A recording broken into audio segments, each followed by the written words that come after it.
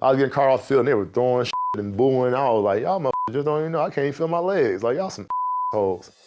So the injuries that you alluded to, take me to a morning that you would wake up while you were still playing. I mean, every morning, you know, especially the last couple of years, man, I can't even walk. I get up in the morning, I literally slide across the floor, like shuffle, because I don't have any bend in my ankles, you know, because you wake up, everything's just super stiff. Calvin would wake up in the morning and I would hear and it was his ankles. He didn't have the ability to like flex his ankles, so it would be his feet just sliding across the floor. I would call him Scooter at one point and it started to kind of annoy him. Name all the injuries that you can recall sustaining during your career. You know, broken fingers, ankle sprains, ligaments in the knees, not full tears, just partial tear. I fortunately never had a full tear since college. But I think the ankles and knees, you know, the scopes, getting a knee drain before games, all that stuff took tolls. Let's see that finger, by the way. Which one? Yeah, that one. Yeah, of course, that one. So this one was stuck. So it was stuck like this for the whole like 11th season. So I played the whole 11th season like catching balls, like this.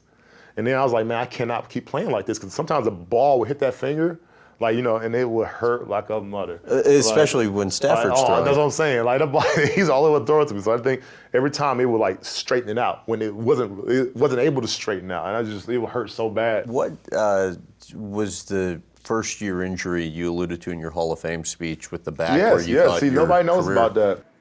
It was so bad at the moment I couldn't feel my legs, and I thought my career would be over. We're playing the Eagles.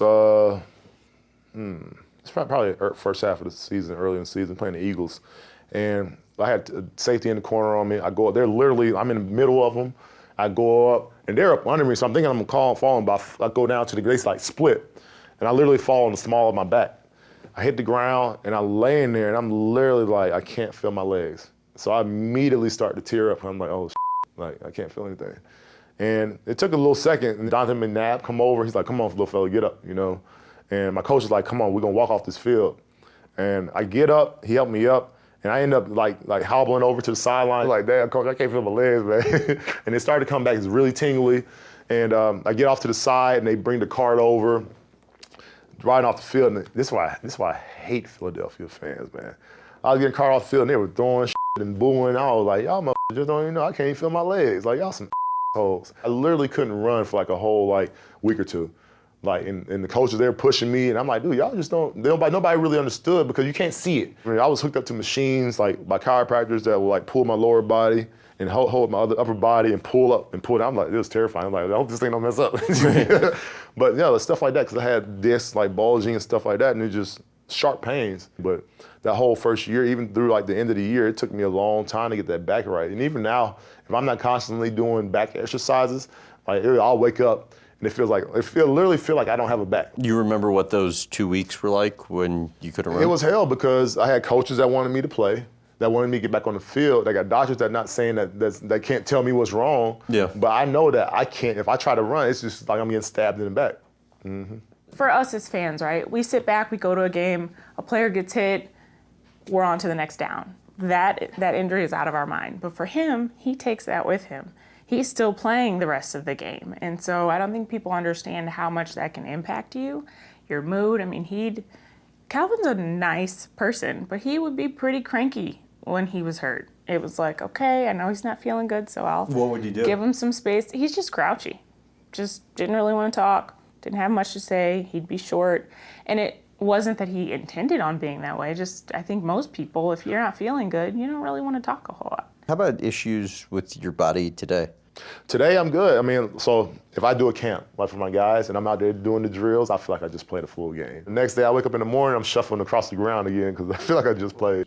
Describe the feeling when you get a concussion. You know, you might blank out, you might see stars, you have headache. You can. I never got to the point where I've thrown up, but I've seen people get to the point where they've thrown up. You can't sleep.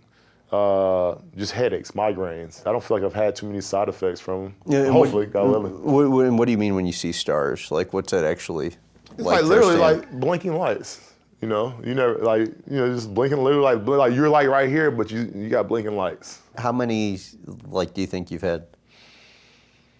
I mean, shoot, it's hard to tell, man. I hear you say somewhere you think upwards of 10?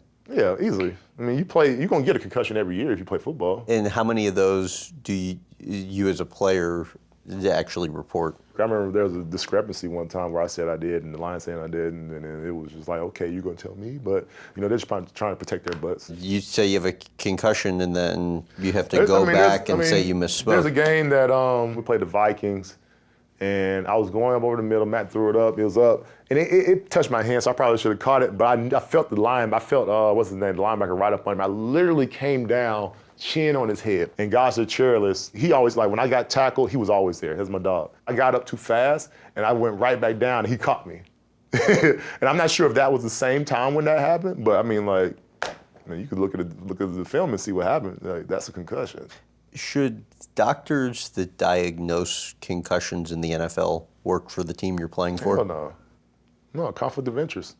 They're going to do what the team wants. All of them, they're going to do what the team wants. The team wants you on the field, they're going to push you to get back on the field.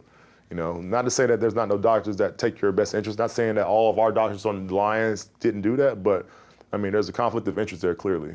Why do you think that hasn't been changed when it's so obvious? I mean, unless the NFL is going to go out there and pay for all the doctors, they're not going to let anybody just in. Concerns for lasting damage? All you do is just pray for the best. You just live life to the fullest while you're here, and like I say, we're just trying to find solutions that'll help us out.